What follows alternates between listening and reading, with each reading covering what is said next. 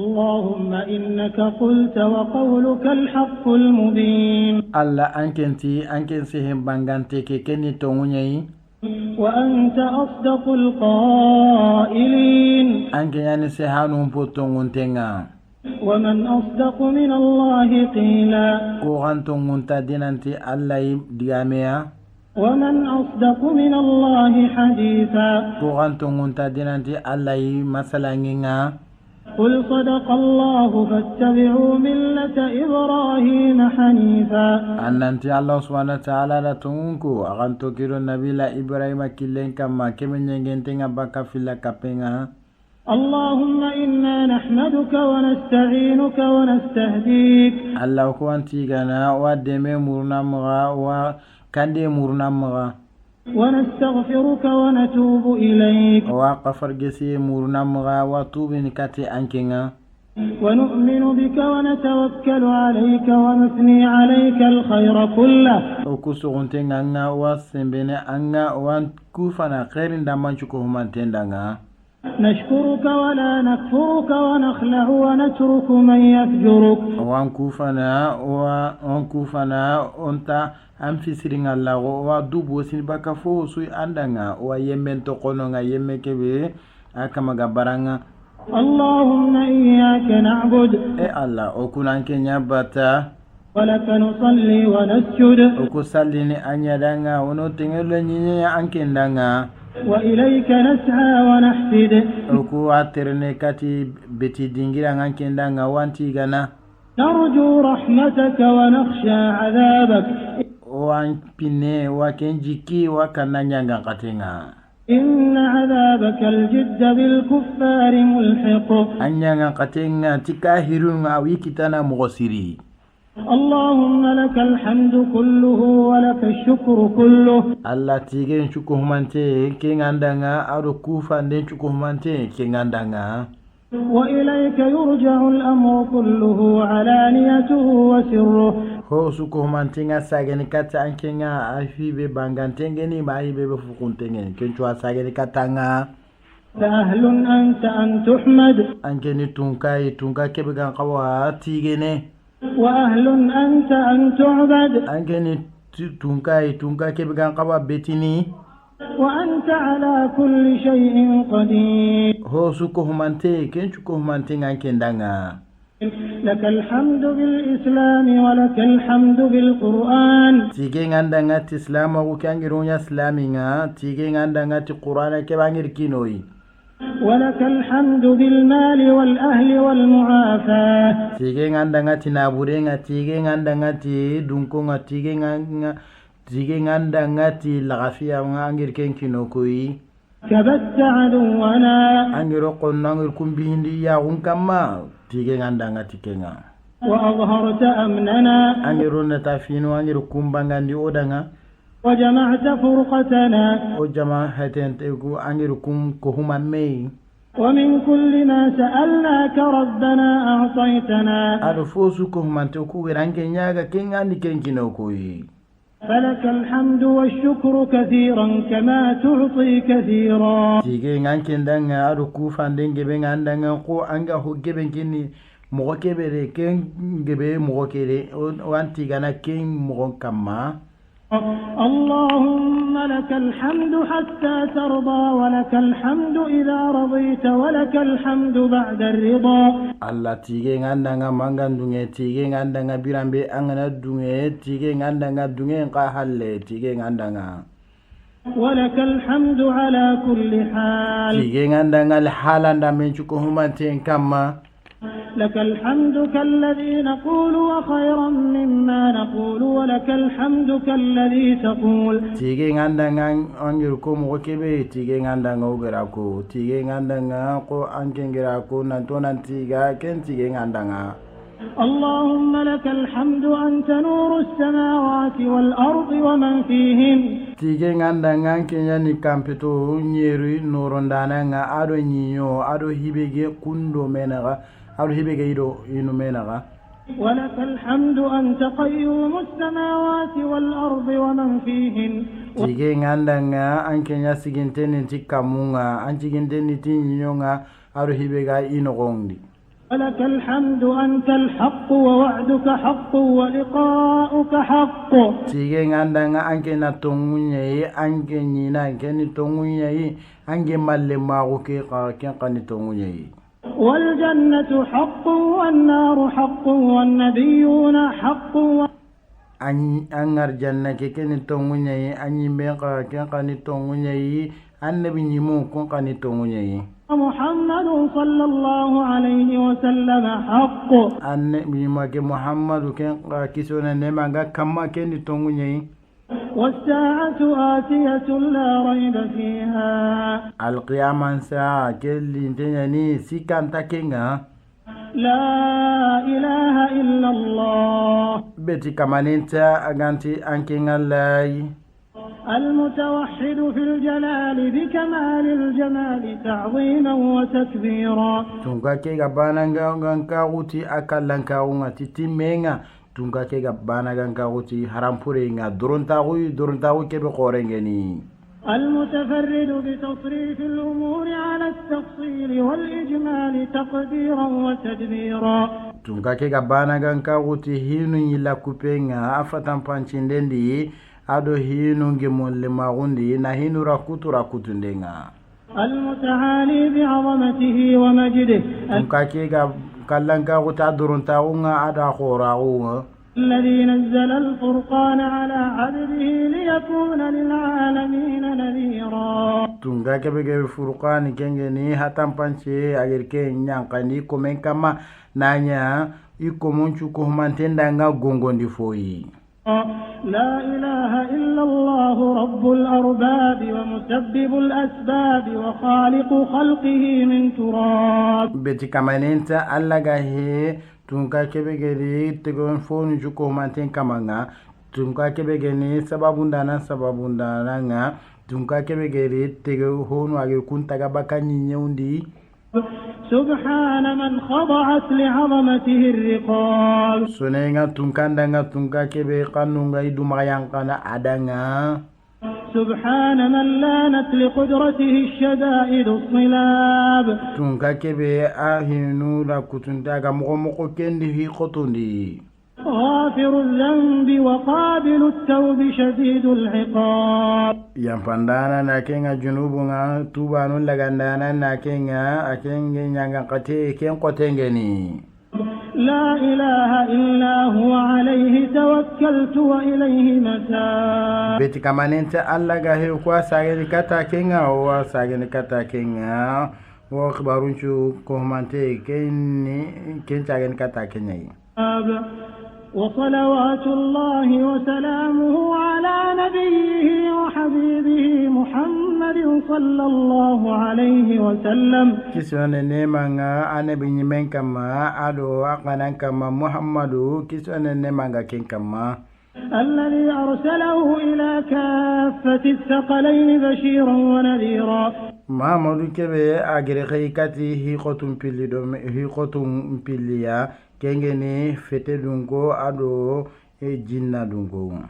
وداعيا إلى الله بإذنه وسراجا منيرا أدو أرنيا نانيا قريندا نايكاتي ألا يتي ألا دونغينا أدو نا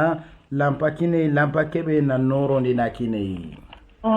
اللهم لك الحمد كما هديتنا للإسلام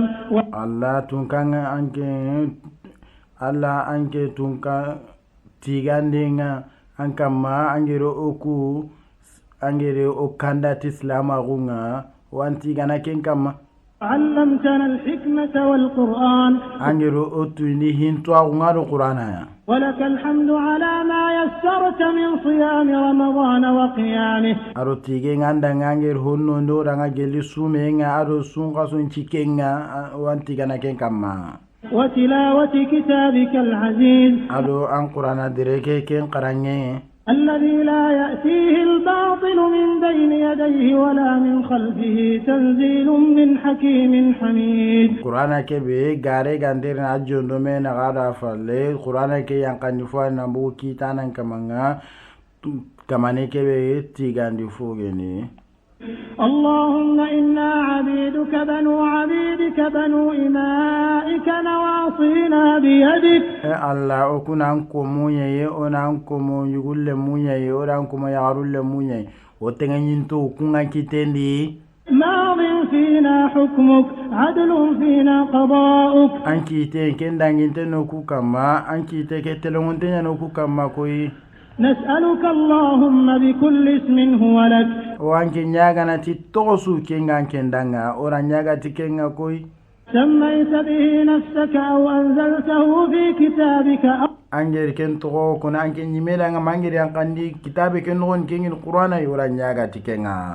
أو علمته أحدا من خلقك. مانجر كنتو إندي أنتك هو يغوي جلي أنتك فونو يغورا نياغا تكينغا تغنغا كينغا كيمغا أورا نياغا تكينغا دي.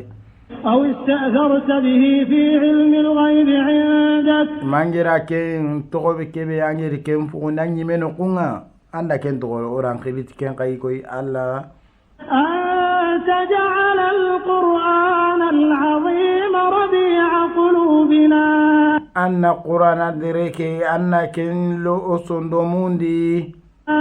ونور صدورنا. نانورنا كن لو أصندوموندي وذهاب أحزاننا. ألو هزن تهينو كنغرو همين تهينو ناو بروبو همي بروبو صندومون نكون غريني باكو صندوموندي. وجلاء همومنا وغمومنا. ألو همين تا قطنو كون كالنغان كاون أورانياغا تكينغا. وقائدنا وسائقنا إلى رضوانك وإلى جناتك جنات النعيم. أدو جسندانا جنو كويت قرآن كي أدو أغو فوتونو كتادونغا أدو أغو فوتونو كتي أنغر جننكا كي أرجننكا كي بيجي نيم أنغر جننكا. اللهم انفعنا وارفعنا بالقرآن العظيم. إي الله أنو كنا هاتي قرآن أنو ورغنيت قرآن ديريكي الذي أيدت سلطانه. قرآن كبي أنجري يدلو أنجري كم قطندي. وقلت يا أعز من قائل سبحانه. أنجتي سنين غندنا تنكا كبي سنين تنجل أنجتي. إذا قرأناه فاتبع قرآنه. نانتي يوغنا قرأون قرآن كي أنم توكيلو قرآن كي. ثم إن علينا بيانه. كم فالي أبانغانديكي كنيكي أكما كنيكي الله. أحسن كتبك نظاما. كتابك يادغا كتي مغو أحفرام برنجني. وأفصحها كلاما. أدغا ميكي كم بانغانتنجني. وأبينها حلالا وحراما. كتابك بانغاندانا جني حلالنا دو حرامنا. ظاهر البرهان. أدلو كم بانغانتنجني. محكم البيان. أكيتي كم بانغانتنجني. محروس من الزيادة والنقصان. أتانغانتنغا بكا جيدينغا دو نقاسي كم بيتي قرآن كي أتانغانتنغا ني بكا جيدينغا ندي جيدي قرآن كتنا أي نانتي نقاسي قوا قرآن كي كتنا أي أتانغانتنغا بكا كومبيليا. فيه وعد ووعيد. نينا قرآن كي نغني أرو لاهي دونغا نغني. تخويف وتهديد. كنوندينغا نغني أرو غونغوندينغا نغني. لا يأتيه الباطل من بين يديه ولا من خلفه تنزيل من حكيم حميد. غارنترنا جوندو مين غارا فالي كتابك ينقن فنانجري تونكا كبه كيتي فونغا تونكا كبه كيتي تونكا كبه كنتي غاندانا تيغو هوغن. اللهم ذكرنا منه ما نسينا. Allah no ku simandi fonga oga mungu kebe qur'ana no gondi anno simandi. وعلمنا منه ما جهلنا. Anno tuindi tu honga oga anta kebe to oga semu baka kebe anno tuindi kenga. وارزقنا تلاوته آناء الليل وأطراف النهار على الوجه الذي يرضيك عنا. Anno warjiga qur'ana qarange urunda manchudi aro kiyenga yare kama yare kebe anke nyime ka dumene kenyare kama anno warjiga ken qarange mogodi. اللهم اجعلنا ممن يحل حلاله. Allah anno kunya yemu kunya qur'ana halalen tahino igi halalen nini ka to qale. ويحرم حرامه. إيجا حرام تهينو إيجا حرام ديني إيجا بالين. محكمه iga golinta akitonga ويؤمن بمتشابهه iga tongondiniti ayube ga mengalla ويتلو حق تلاوته iwa qur'ana qarangati haqqi kebe agan qawa qarangati kem paqi ya qarangati kenya gamukonga اللهم اجعلنا ممن يقيم حروفه وحدوده Allah no kunya yemu kunga qur'ana qaranga iga gingo iga qaranga nankiya gingonga ولا تجعلنا ممن يقيم حروفه ويضيع حدوده maunya yemu kunga qur'ana iga sikite agarangenga ga iga agingo iga kenye bebene iga ntakini tamukonga اللهم ألبسنا به الحلل Allah no ku warjagati qur'ana ngati harampuri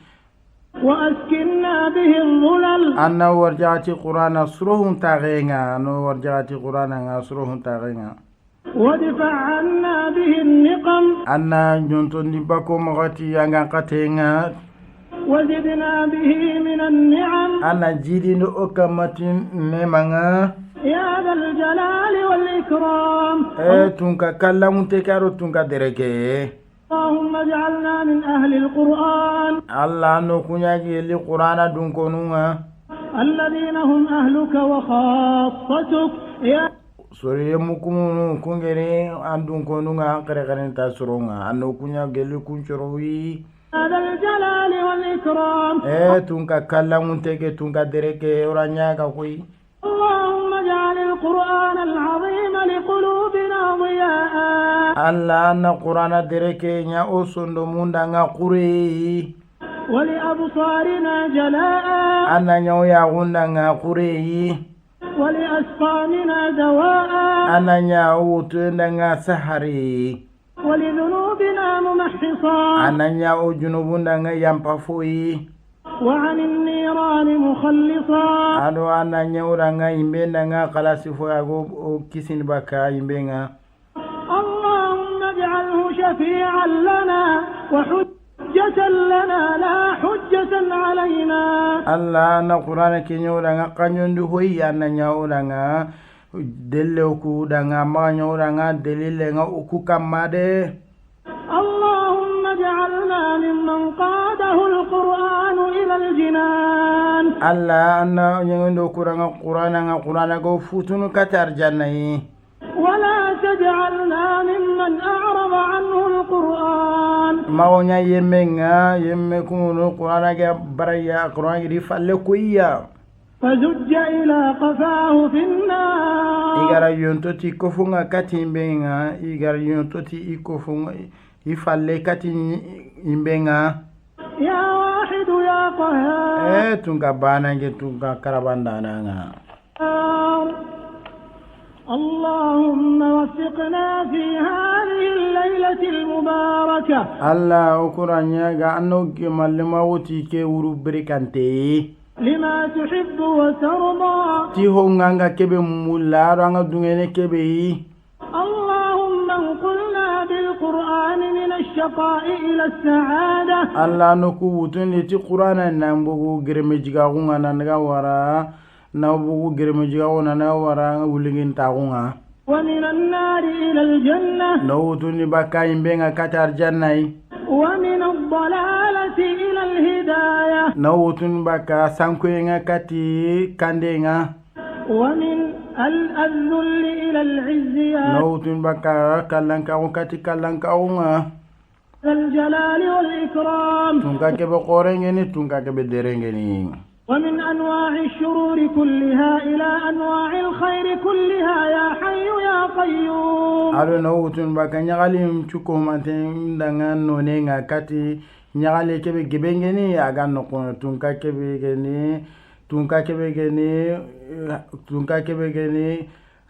tunga kebe briantengeni aga sikiti fosu ko mantendanga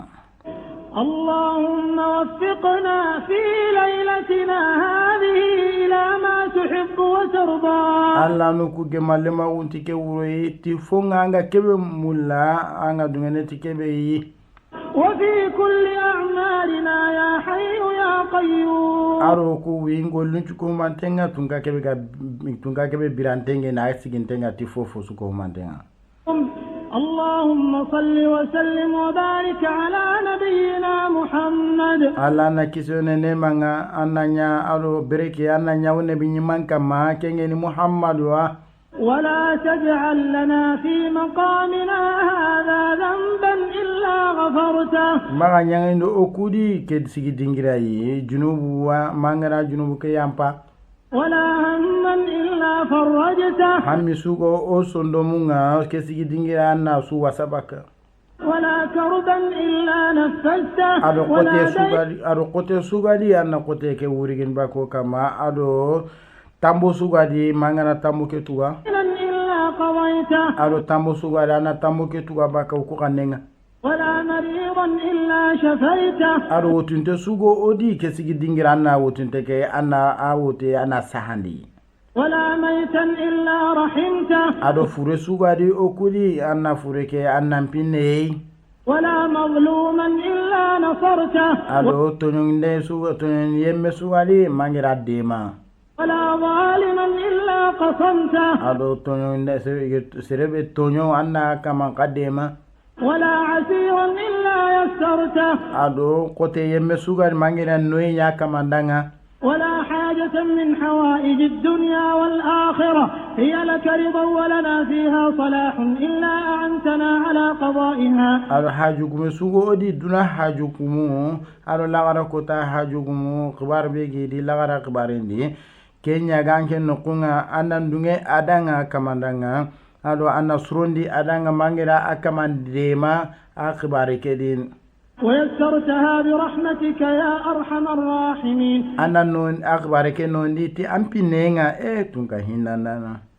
اللهم اجعلنا لكتابك من التالين أكو كما ورامو رام غانا أونيا كتابك دانا قرانغاناي وعند ختمه من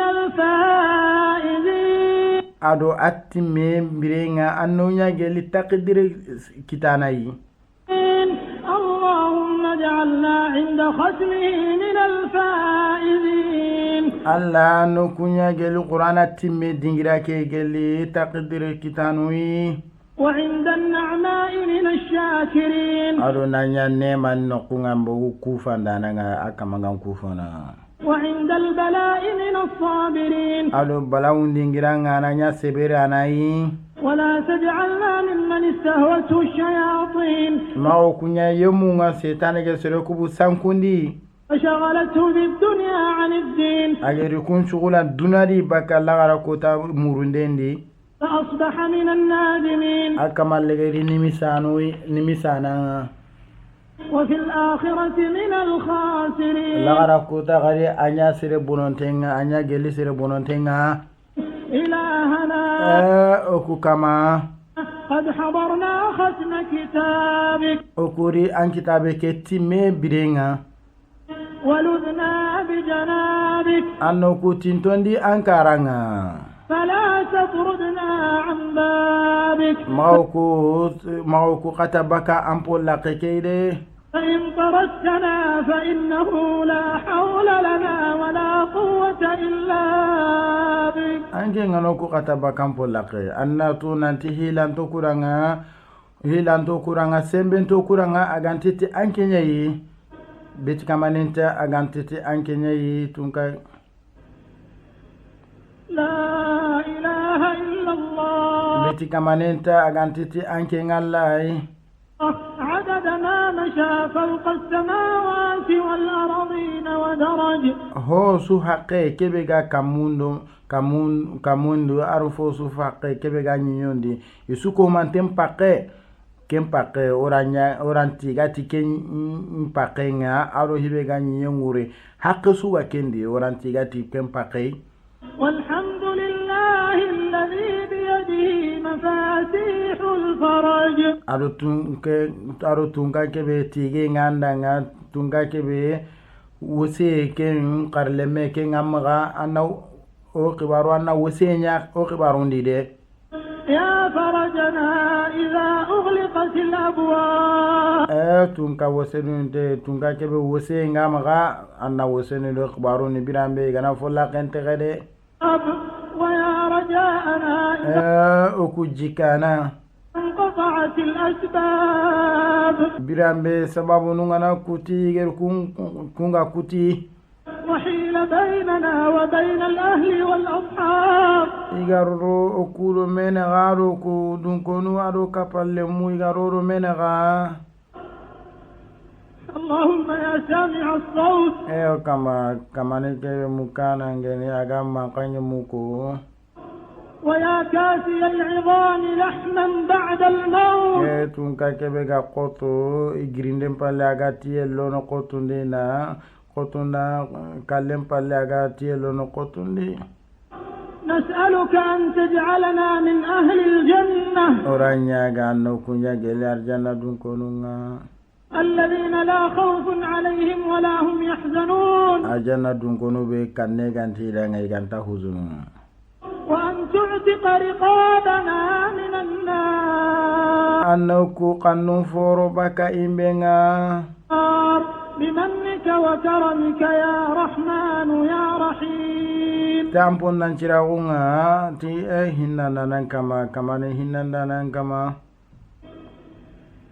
اللهم يا سامع الصوت tunkake bega mankanye mukana tunkake ويا كاسي العظام لحما بعد الموت tunkake bega kallem palle gille ngene de beraga aga timbulan caga na qotenga نسألك أن تجعلنا من أهل الجنة oranyaga anna okunya gele arjana dunkonga الذين لا خوف عليهم ولا هم يحزنون arjana dunkonu kumunu kanne ganti kama ado huzun ganti kama sunen ka ganti kama وأن تعتق رقابنا من النار annauku qannun foro ni baka imbenga بمنك وكرمك يا رحمن يا رحيم tampon nan cira waran qoragun tunka kebe gen hinnanan danan kama tunka kebe hinnanan اللهم اغفر لجميع موتى المسلمين الذين شهدوا لك بالوحدانية Allah nan nyampa islami furenchu ko mantenda nga kumunu ga sede ti ambana ganka unga ولنبيك بالرسالة وماتوا على ذلك ari ga sede tanne binyi make kay faranda unga ya ille kala ken kama ana nyampi magal اللهم اغفر لهم وارحمهم Allah yampi maga annan piniya وعافهم واعف عنهم anna yampa baki maga anna yampa baki maga ani yampi junubundi وأكرم نزلهم anni yang kadingira anna ken qorondi ووسع مدخلهم yang kadingira ke anna ken yiruwandi واغسلهم بالماء والثلج والبرد anni yang qiti jingaru maramallenga ado lanisi نقهم من الذنوب والخطايا كما ينقى الثوب الأبيض من الدنس ani yanki baka junubundi ko iran kullenga qur'ana baka mo keberi baka merenga ani ijunubun ka anna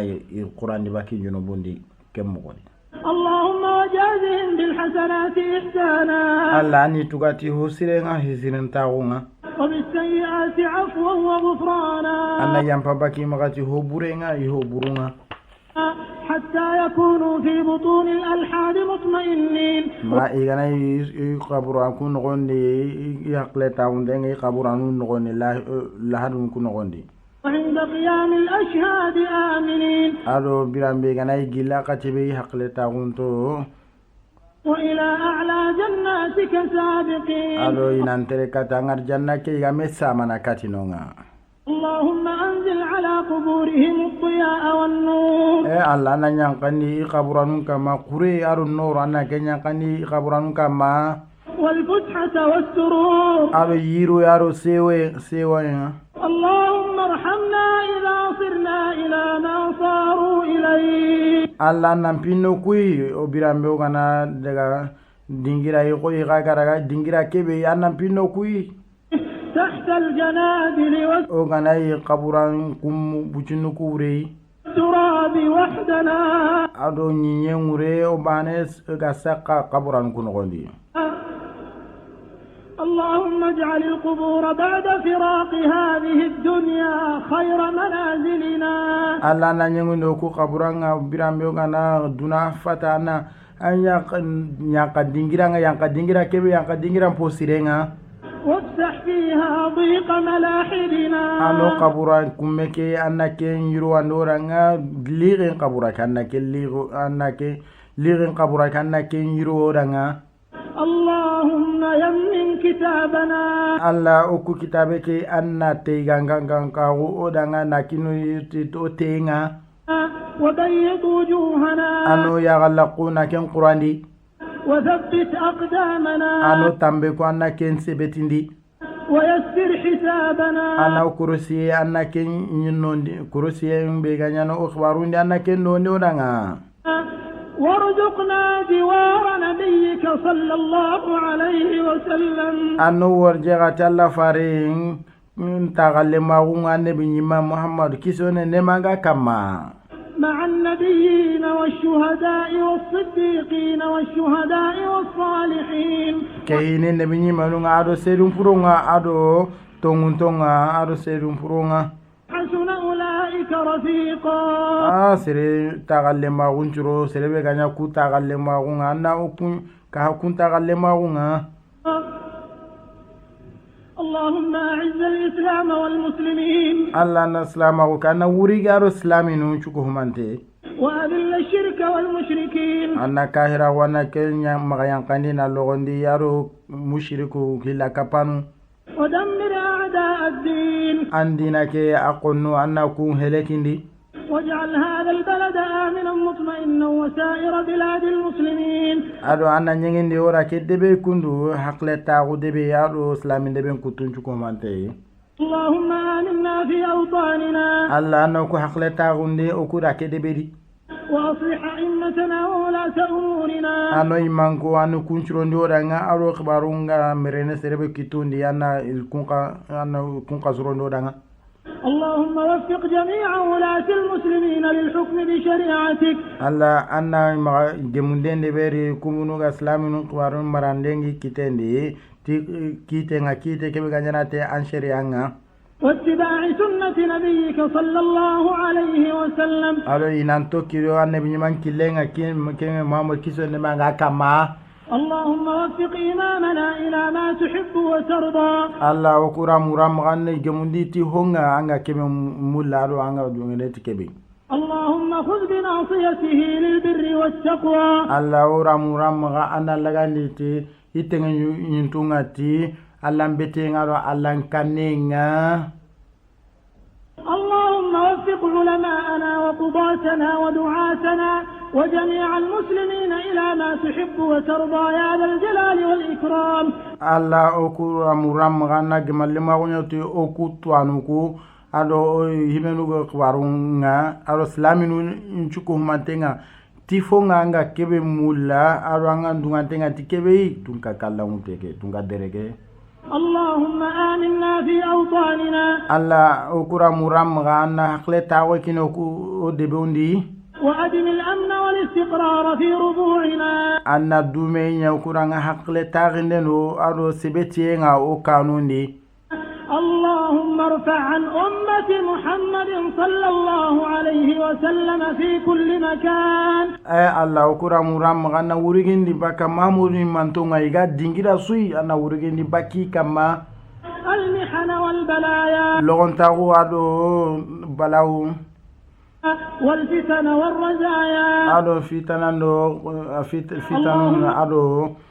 fitanundo jarabiyenu ادفع عنا الغلا alla wurigindi baka alla nyontondi bako makati kotenga anna kote nyontondi bako kama والوباء والربا ado anna kote nyontondi bako kama ado iriba nabura na ken ka nyontondi bako kama ado jeni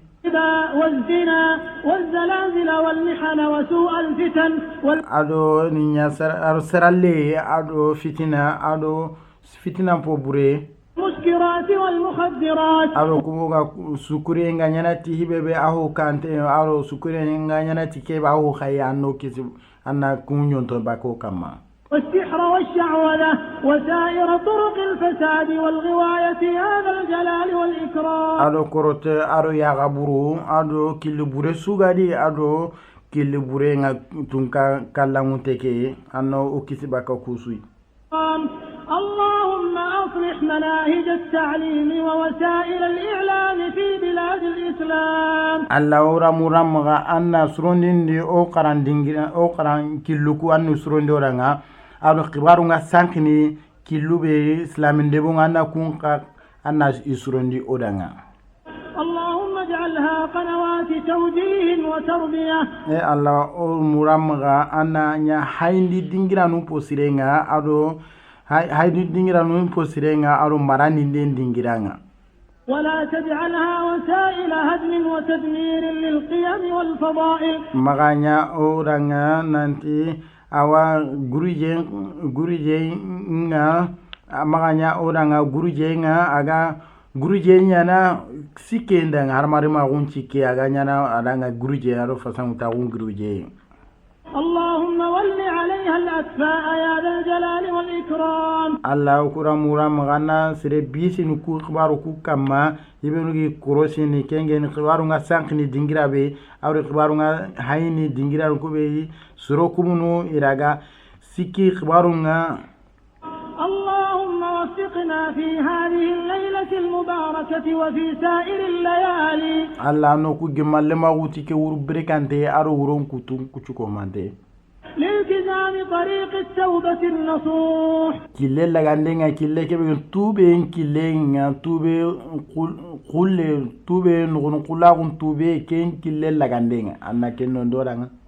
اللهم اختم لنا شهر رمضان برضوانك. الله كرا مرام غانا سونقاسو كي تيمي انا اتيما نورانغا تي اندونغا. اللهم اختم لنا شهر رمضان برضوانك. الله ورا مرام غانا سونقاسو كي تيمي ورا كي سونقاسو انا تيماندي اودانغا تي اندونغا. والعتق من نيرانك. ارونو قانون فورو باكاي مبينغا. اللهم إنك تتفضل على عبادك في آخر الليالي من شهر رمضان. الله انك نفسان تاغنيا نانكو من كما كي ورول لغرينغا جلي سنقصونا انا فسان تاغنيا ناكومو بكما انا وكنيا جلوكم كومو بعتق رقابهم من النار. كينغني ني قانون فورو باكا يمبينغا نوغا قانون هورو باكا يمبينغا. اللهم اعتق رقابنا. الله انكو قانو انكم فورو باكاي مبينغا ورقاب آبائنا. ارو سارانو احابانو انكم قانو فورو باكاي مبينغا. امهاتنا ادو امانو انكم قانو فورو باكاي مبينغا. ازواجنا ادو يقو انكم قانو فورو باكاي مبينغا. ذرياتنا وأقاربنا. ادو هيبغا بوغودي ادو هيبنوغا اوسروتين تونغا جلي او سومبونغا. وذوي أرحامنا ومن له حق علينا. ادو سومبون لانجرون هيبغا تينتان دونغودي ادو سيرسو حقنغو كولي كما ورا مورنا مغاني قانون فورو باكاي مبينغا. ومن أحبنا فيك ومن أحببناه فيك. aro serebe ngro o kanuti anke ngaro wir serebe ka kanuta anke nga ora muram gano kanu chu horbaka imbenga. اللهم أعتق رقابنا جميعا من النار. Allah ora muram gano kanu chu ko manten forbaka imbenga. اللهم أعد علينا رمضان أعواما عديدة وأزمنة مديدة. Allah ora muram gana sun kasu gebe annaken ko yoye sun kasu gebe sina gebe sun kasu annaken ko ya hakati gebe no gondi. اللهم أعده على الأمة الإسلامية. Allah ora muram gana sagandi manto islamin ku kama. وهي ترفل بثوب الصحة والمناعة والنصر على الأعداء. aganyingi ni kamati santa undro kenga ado aganyingi ni kamati santa undro kenga ado demenga an komon kam an konun kama ado sewe. يا سميع الدعاء. دعانا مكانا كما مانكاني بيغا دعاء وندي كينغ الله كبيغا دعاء مكو ورا منياغا. يا من لا يعجزه شيء في الأرض ولا في السماء. تونغا كبي هو كانتا كون اغانتي كونتون هو سوي گلي نينغا ادو كامونغا اغان هو كانتا كونتون ديني. اللهم أنقذ مقدسات المسلمين من عبث العابثين. الله ورا مرام غنا كيسي نباك اسلامي Allah ora muramga islaminu beti dingira senentoku ora muramga na kisindi baka sanganunga kunu ga sangana baka sanganunga عدوان المعتدين ado qonnu yadan dindingiranunga اللهم أنقذ المسجد الأقصى من براثن اليهود الغاشمين alla ora murammaga anna an misire horomanteke anna ken tanga baka yahudiyanu turmandi dingira kumunu tonyongunde anna tanga baka ikitendide اللهم اجعله شامخا عزيزا إلى يوم الدين alla ora murammaga nanya dingira khore ina naga wara dingira kallangunte naga wara mal qiyama kotanga اللهم لا تمكن فيه لأعدائك يا رب العالمين alora muram maga fugundi an kunnuku kama iraga senkitana dingiranu kuy tunka hinnandanan kama tunka kebegeni tegefonu cukohumanten kama اللهم أخرجهم منه أذلة صاغرين alora muram maga ani bagandi ilogunto اللهم ارزقنا فيه صلاة قبل الممات alora muram maga anna o warjega sallendi dingira ke nogondi o kallen kane o nanketina salle go debera nogondi o katoga kalla يا رب الأرض والسماوات tunka kebegeni nyinyen kamanga do kamun kamanga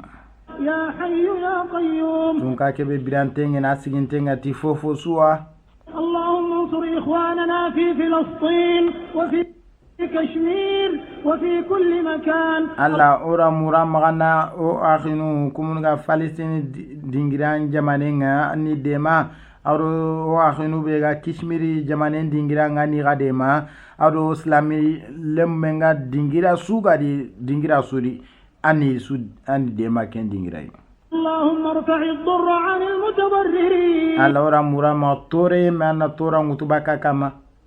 والبأساء عن البائسين alo qoten kama baka qoten ngasrebe kama na qoten girende baka kama اللهم إنك عفو تحب العفو فاعف عنا alla anke nitunka yanga yampe murunu yampe nalinganda nga yampe mula ana nyampa baka ukumaga اللهم إنك عفو تحب العفو فاعف عنا alla anke nitunka yampe anga ke mula ana nyampa baka ukumaga ana nyampo maga اللهم إنك عفو تحب العفو فاعف عنا alla anke nitunka yampe anga ke mula ana nyampa ukumaga اللهم اجعل خير أعمالنا أواخرها alla okura muramaga alla ora muramaga gollum posiri ananya o golul legerenyi وخير أعمالنا خواتمها o golul legerananya o golun timme pakatil legerananya golusuruyi وخير أيامنا يوم نلقاك ananya o ko tampo sirenga ko takebe o gange malle magundini اللهم لا تجعلنا ممن حظه من صيامه الجوع والعطش alla mago kunya geli yemu kumunu ye sumen takenganya dulle ngado dakumbane ayi mago kunya geli kunga de ومن قيامه السهر والتعب aro igeri urun nguyanya gunchunya sikembane aro tampe duro mago kunya geli kunga de اللهم إنا نسألك مسألة الخائفين alla ko nyagana kanana nyagandi nga nyagene mogo ke bora nyaga ke nyagandi mogo yi ونبتهل إليك ابتهال المذنبين alla ora nyagati lahia ora nyagati jara ora nyagati alla o lagaru khasi tanga ti junumu yemunga lagaru khasi ne tanga mogo kebe o lagaru khasi katanga alla ابتهال ودعاء من خضعت لك رقابهم lagaru khasi adu dua unga serekebe ageri iganu ageri kunyan kandi andanga aga dua ngandanga annetenga ampinenga o lagaru khasi katankenga رغمت لك أنوفهم igeri kanu yer kunyan kandi andanga اللهم فتقبل دعاءنا alla anoku dawke aniraga de وصيامنا ado sume be ogeri de beranu sum ku garaga وصلاتنا ado ger sallu be de berana sallu ku garaga يا حي يا قيوم tunka birantege tunka kebe sigintenga ti fofo suyi اللهم لا تردنا خائبين alla mago ku sagandi sero kumunu kama hokita برحمتك يا أرحم الراحمين tunka hinendana kama tunka hinendana anampinno koy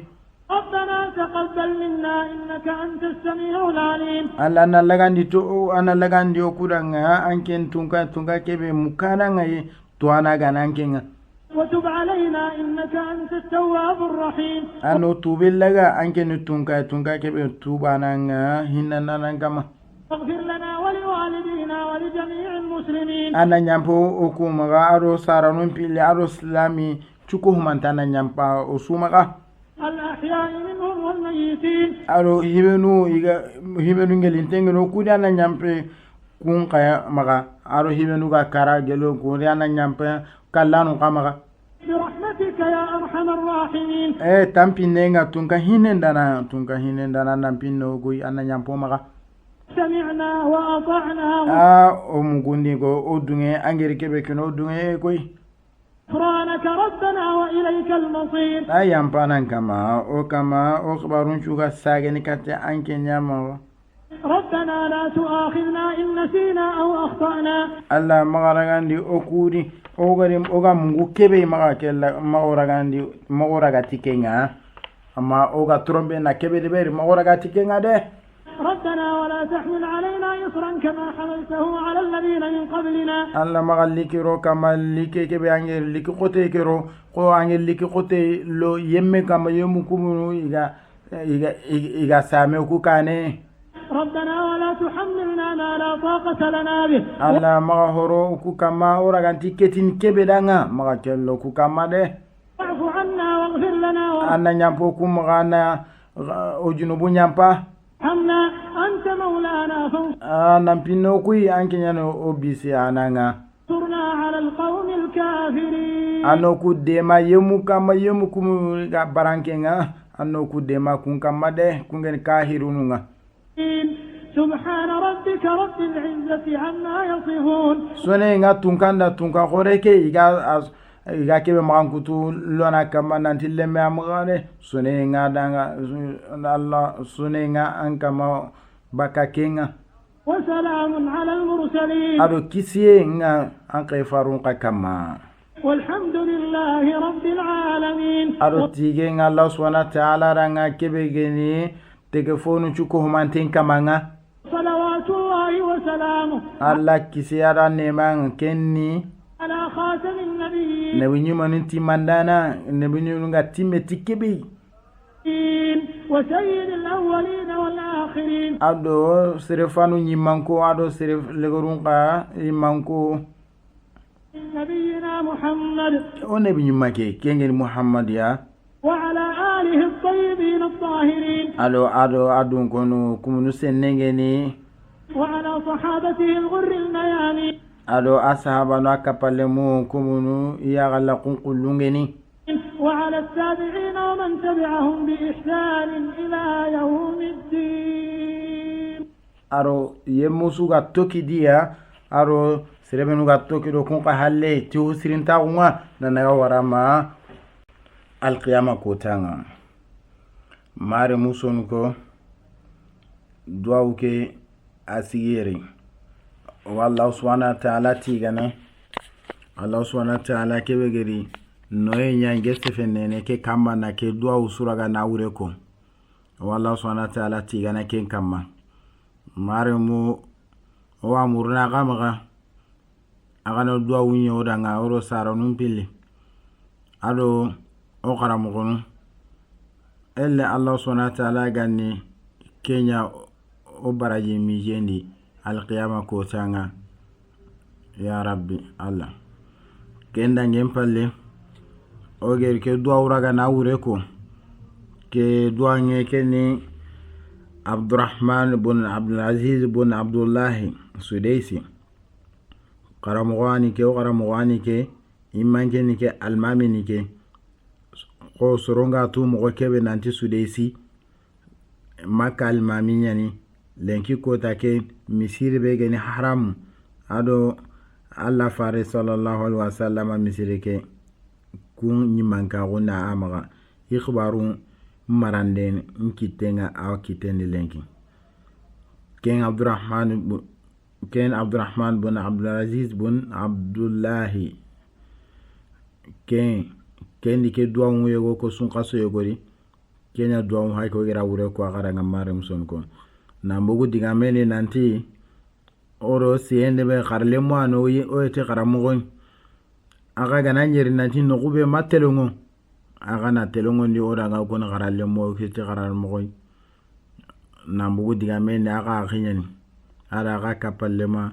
ara ga karallema kengen tumani Muhammad jara na mbugu jafunu yajine tago dingira lenki kota kengen bako jikoron watina gada assalamu alaikum wa rahmatullahi wa barakatuhu.